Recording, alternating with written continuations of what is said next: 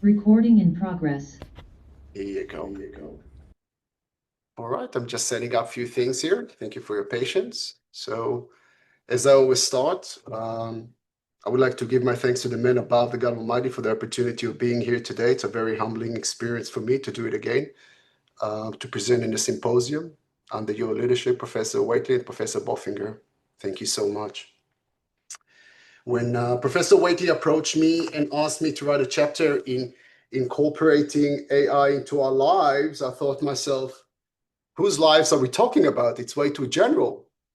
So potentially us as individuals.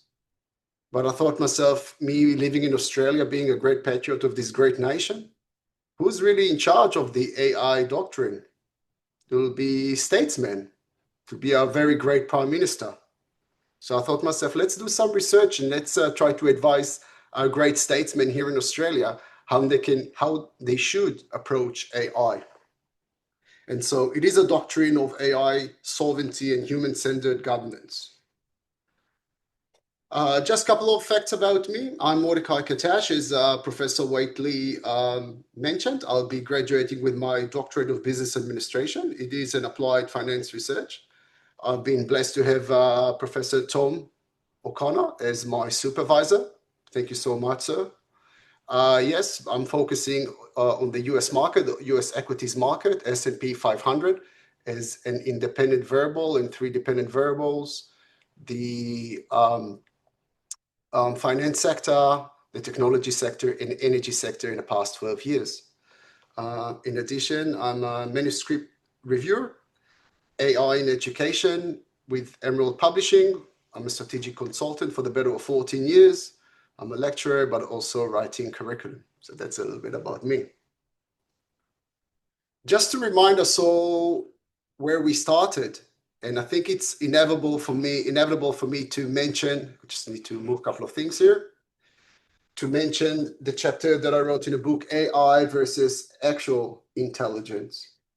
I'm a great proponent of technology and AI in particular, to remind us all how us humans started from stone tools that extended our hand, fire extended survival, the printing press expanded literacy, and steam engine expanded power, the internet expanded reach, and artificial intelligence is expanding clarity of thought, which is basically the title of my chapter in AI versus ACI.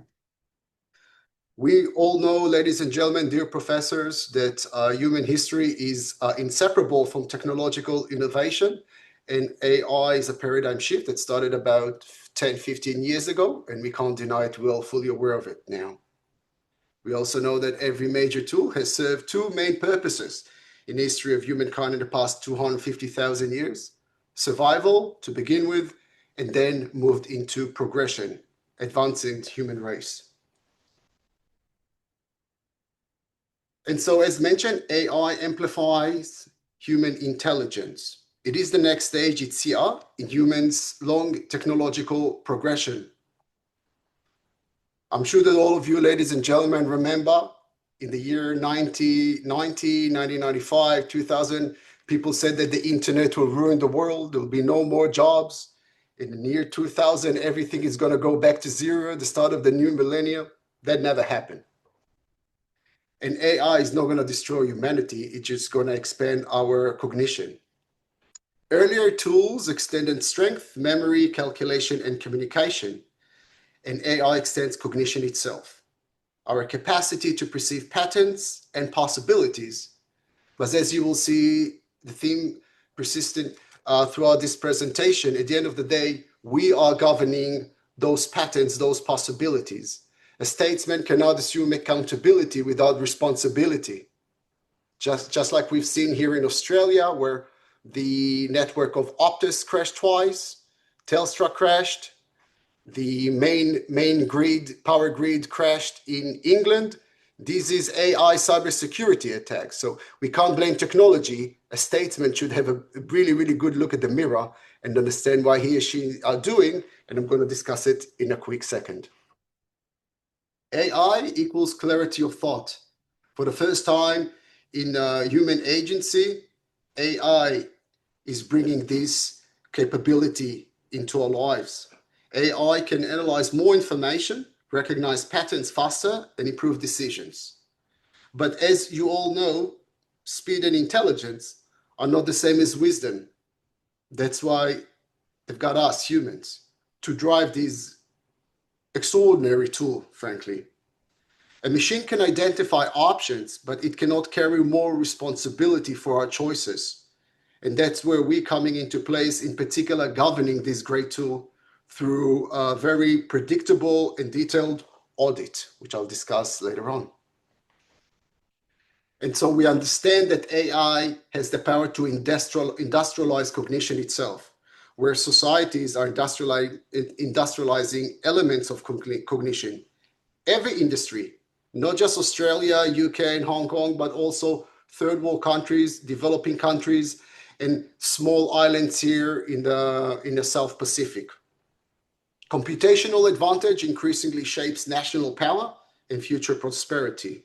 However, industrializing cognition can also industrialize error, and I will prove it to you all mathematically in a quick second.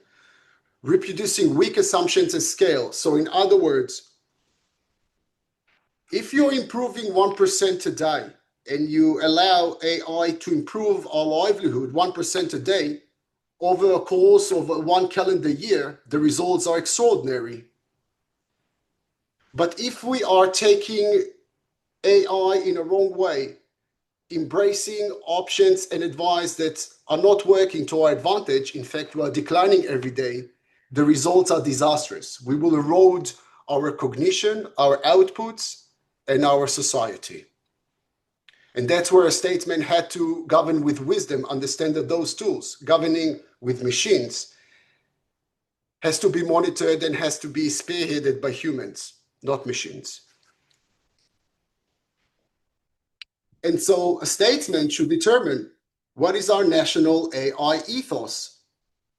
A national AI ethos must answer therefore three very, very simple questions. In this very order, dear professors. First of all, what must remain human? In the world of AI, cybersecurity, a world where AI is marrying with hardware, with machinery, what must remain human? As alluded beforehand, governance and audit. Second, what can be delegated to machines? Specifically, explicitly determine what can be delegated rather to machines. And thirdly, how do we protect democratic legitimacy at a machine speed? Because let's face it, even though we think that we're bright and we're great, we're not quite there yet. We understand that AI expands cognition and clarity of thought, but we can't speed up. We can't catch up, rather. So how can we continue and protect democratic legitimacy? Because it could be easily eroded, as I will explain in a short moment. A national ethos, what it does, it creates coherence. And that's really, really important, because without an ethos, public sector AI adoption becomes fragmented, where every person, every man, every woman, every child, every educator, every statesman is using AI in his or her different way. But just like our society is fragmented, AI will expand this aspect.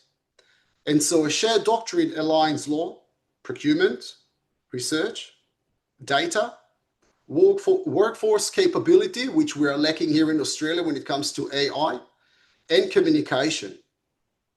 Trust, which is a key word here, is not public relations. It's part of the national operating system.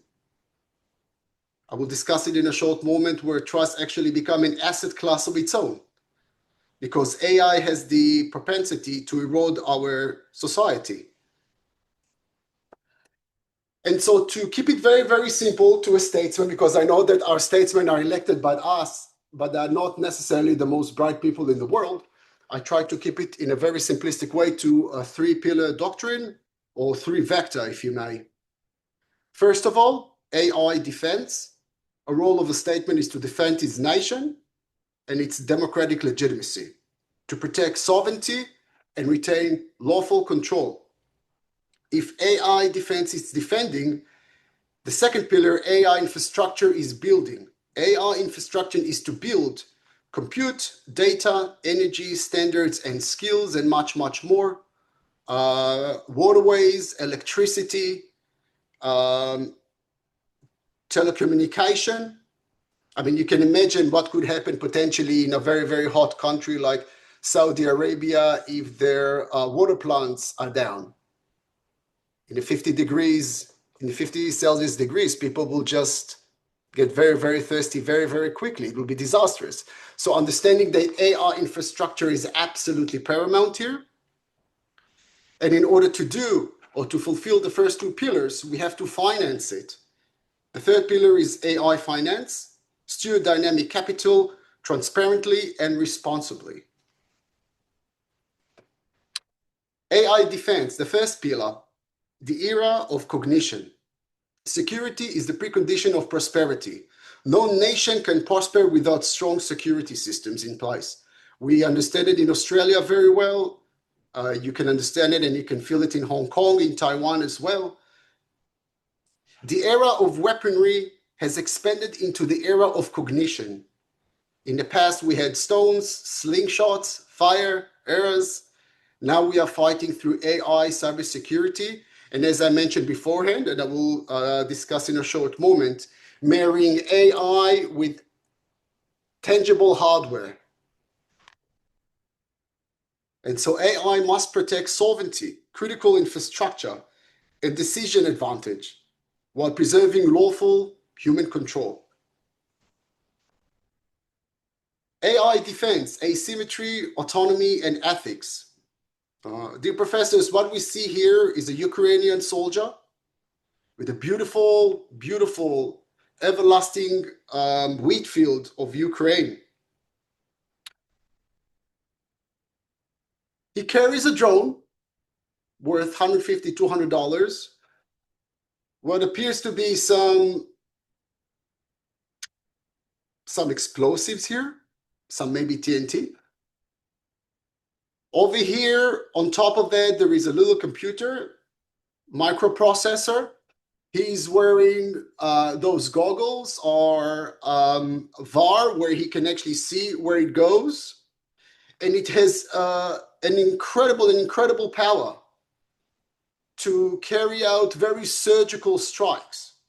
So this very, very simple weapon, if you want, attached to every soldier, it's now compulsory in the 21st century.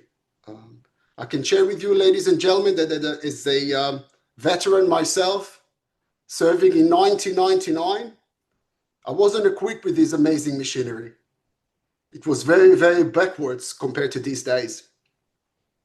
And so we see a small country like Ukraine still withstanding an incredible effort versus Russia, arguably one of the world's most powerful military capabilities. And so in contemporary conflict, asymmetry can outweigh scale. When it comes to defense, scale has no meaning, due to AI, due to cybersecurity. Cyber operations, disinformation, and attacks on infrastructure allow smaller actors inflict outsized harm. And as I've given you some examples of attacking main infrastructure here in Australia, cyber attacks on main infrastructure here in Australia, in the UK, and we sustain about 10,000 cyber attacks here in Australia on a daily basis. And we haven't been so successful so far, so that's a bit boring. Imagine yourself, Professor Waitley, that you are very thirsty and you try to open the tap and pour yourself a glass of water, but you can't do it anymore. Pretty scary, right? AI increases both velocity and ambiguity of these threats. Building resilient of cyber posture. Use AI-enabled detection, automated response, and continuous red teaming. Nations have automated defense systems. So God forbid, if you're going to have any ballistic missiles firing at a great nation of Australia, we have defense systems that automatically will detect it and will intercept it. Humans don't even need to operate it. It will detect it and it will do its job. God forbid, but more attacks will sustain here in Australia, the smarter the system will get. And from defense, it will turn into offense, understanding how the enemy operates.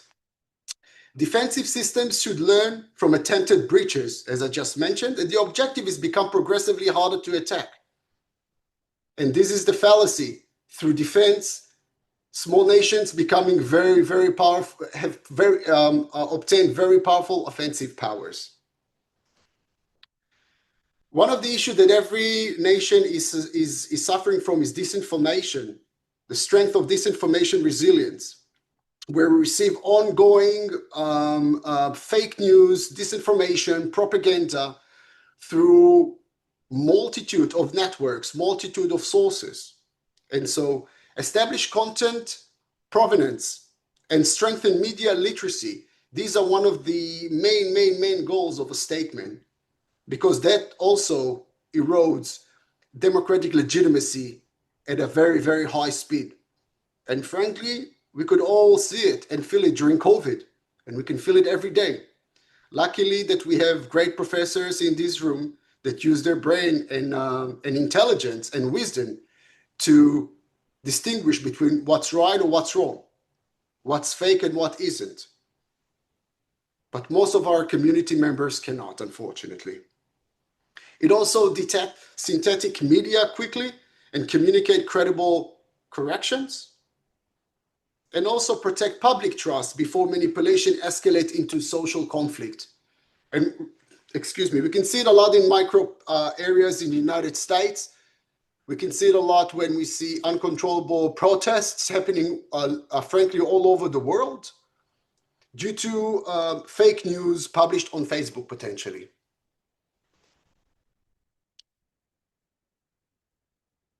A major aspect of security is secure strategic supply chains, secure semiconductors, cloud services, energy, and communication. Because a nation cannot claim technological sovereignty when essential systems cannot be inspected, protected, or replaced. And this is one of the main battles of global statesmen these days, try to secure those deals. Try to also become independent and produce and manufacture these aspects in-house rather than rely on third-party sources and other nations. Define rules for autonomous systems. Establish clear rules of engagement before deployment. Imagine yourself that the machines decide to attack another nation just because it feels like it. Yet we can't blame the machines. We have to assume responsibility. How are we going to do it? Just back up the truck, governance, and audit powers. Technology must operate within law and policy, well defined, and it must never define those boundaries after the fact. Preserve meaningful human oversight. Over here, we see an American soldier with a robot with a lot of computing powers on it of AI. Human oversight is essential for lethal force and decisions that substantially affect rights. What if, the doomsday, what if the robots will turn against us, you know what I mean, against the populace? What if? We can't blame the robots, we can't blame AI, we only can blame ourselves. Machine speed defense may improve deterrence, but greater autonomy can also create unintended escalation. And so there is a very, very, very thin line here that we're walking on. Yet again, with great power comes great responsibility, but also great risks. The second pillar, the second vector is infrastructure, where infrastructure builds the intelligent nation.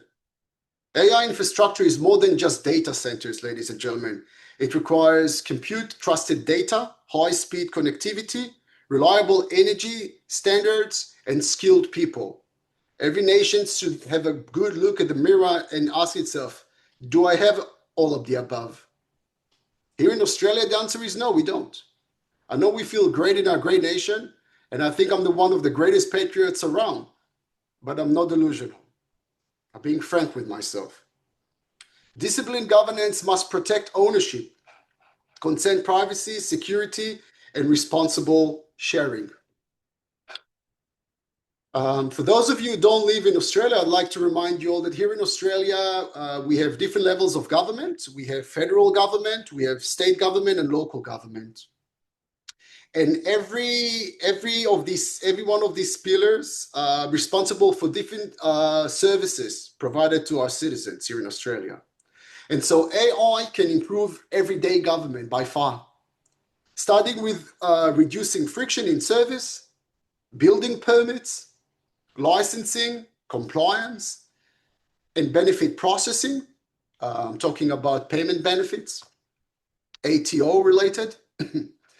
Improve planning for transport, water, energy, and housing, and expedite that. We know that we have a major housing crisis here in Australia. AI has the power to overcome it. Not alone, with hardware and the right governance and audit measures. Help hospitals allocate resources, regulators identify risk, and industries lift productivity. Some nations will say, well, I'm a third country nation. I'm a developing nation. I don't have the scale. Well, AI has the power to turn national constraints into strengths. Scale is not only the path to AI sovereignty. Smaller nations can legislate way faster, run substantial and quick and cheap pilots, and coordinate government, universities, and industry more coherently and way faster. Countries like New Zealand has the power to surpass Australia from this standpoint. Small Pacific nations like Fiji, Samoa, Vanuatu has the power to become world force and world first in their adoption. Constraints can become catalysts for focused innovation, as we know it for 250,000 years now. Excuse me. And so government as slingshot for innovation. Normally government, in particular for economists like myself, I see government as a deterrence, as heavyweight on industry. But at this point, from a standpoint of AI innovation and adoption, government is a slingshot for innovation. Governments can help shape markets through research, translation, innovative procurement, and trusted standards. And we must set those standards. Yes, we are relying on industry to bring technology, but we really must match this effort. National advantage may emerge in digital identity, regulatory technology, health, climate, and agriculture. In particular, also when it comes to global warming and those aspects, AI has the power. And it's ridiculous because we know that AI data centers suck a lot of power. But at the same time, the power injected into AI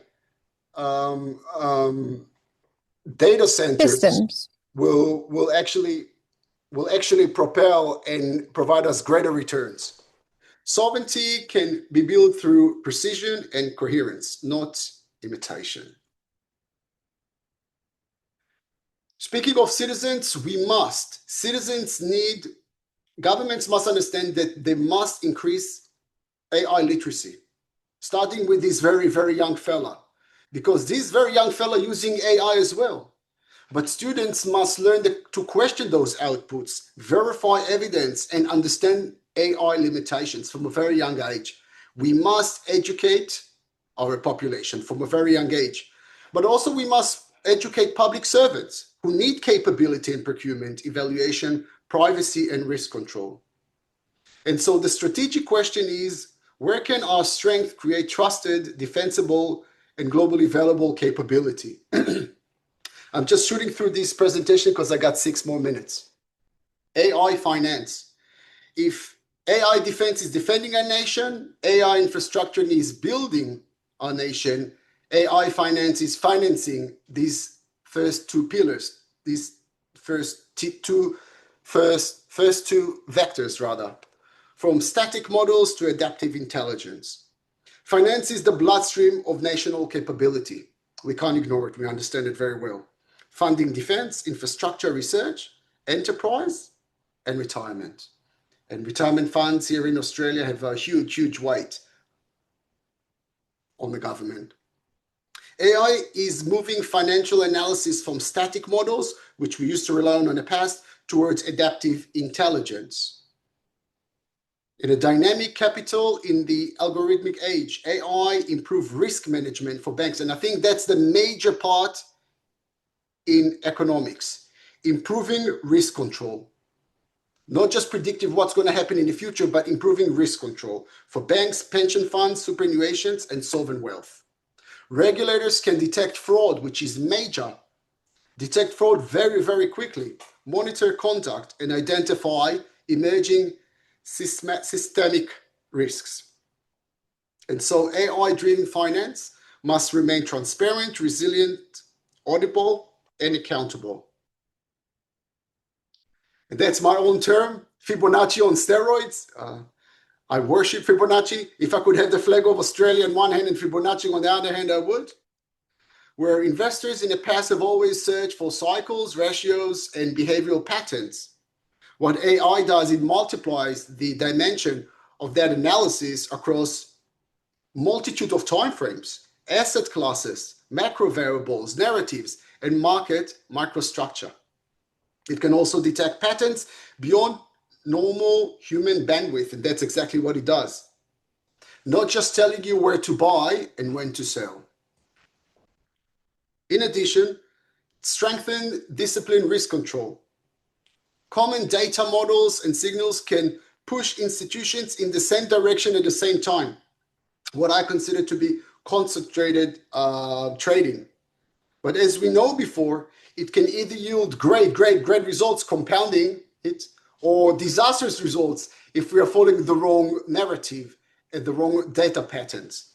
Speed can create an illusion of certainty, yet markets remain human social systems. We must understand we are traders, not just the machines in the algorithmic age.